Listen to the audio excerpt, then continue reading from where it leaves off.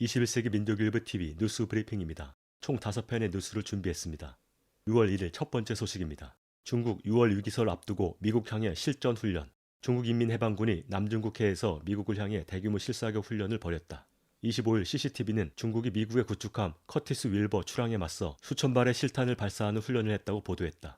중국은 커티스 윌버호가 중국 영해에 불법 침입했다고 지적하며 미국의 도발 행위를 즉각 중단하라라고 강력히 요구한 것으로 알려졌다. CCTV는 이번 훈련에 JH-7 전폭기 여러 대가 투입됐으며 해상 목표물을 상대로 로켓탄 등을 발사하는 실전 훈련이 진행됐다라고 강조했다.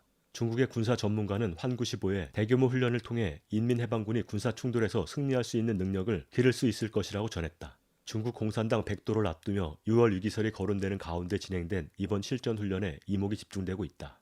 다음 소식입니다. 이스라엘 정보기관 모사드 신임국장의 다비드 바르니아 임명. 24일 네타냐후 이스라엘 총리가 이스라엘의 해외 정보기관 모사드의 신임국장으로 다비드 바르니아를 임명했다.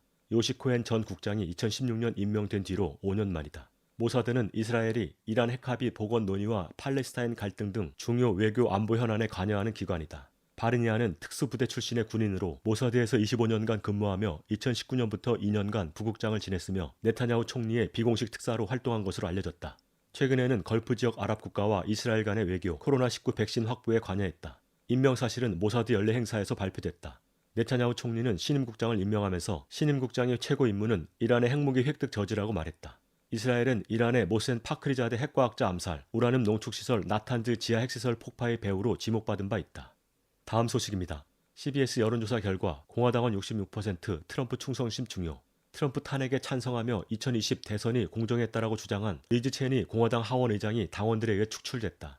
CBS 여론조사에 의하면 공화당원의 80%가 리즈 체니 축출에 찬성했으며 66%는 트럼프에 대한 충성심이 중요하다고 답했다.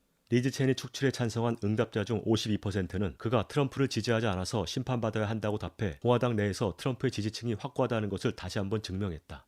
공화당은 지도부에게 무엇이 중요한가라는 질문에는 37%가 2020년 부정선거에 대한 주장을 지지하는 것이라고 응답했다. 한편 트럼프는 CBS 여론조사 결과가 발표된 직후 성명을 발표해 트럼프가 공화당을 강하게 장악하고 있다는 의미라고 강조했다. 다음 소식입니다. 트럼프 줄리아니 의회 폭동 선동 혐의로 피소. 민주당 의원 베니 톰슨과 전국 유색인종 진흥협회가 트럼프와 줄리아니의 연설이 의회 폭동을 일으키게 만들었다고 소송을 제기했다.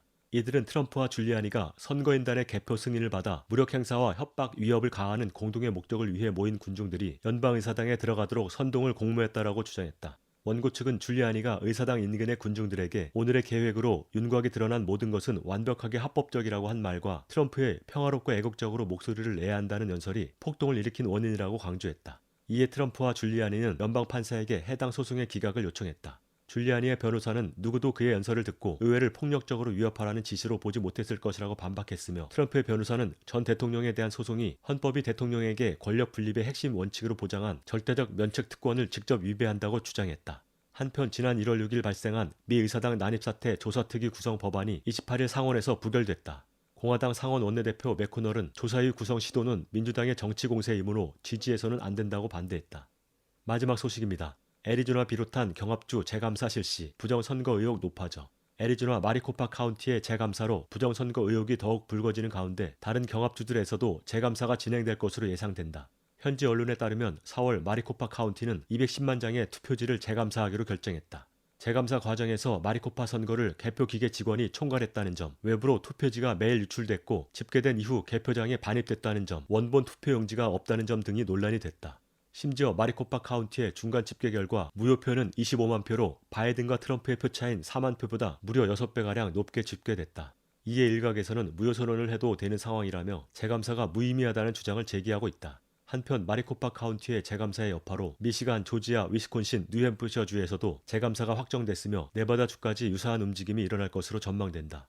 조지아주는 투표용지 포렌식을 결정했고 뉴햄프셔의 경우 존재하지 않은 표를 카운팅한 것으로 드러났다. 펜실베이니아의 경우 재감사가 확정되지 않았으나 개표 기계가 공화당 지지자들의 표만 읽지 않는 현상이 발견된 상태다. 2020년 부정선거에 대한 객관적인 증거가 확보돼 선거 무효가 선언될지 귀추가 주목된다.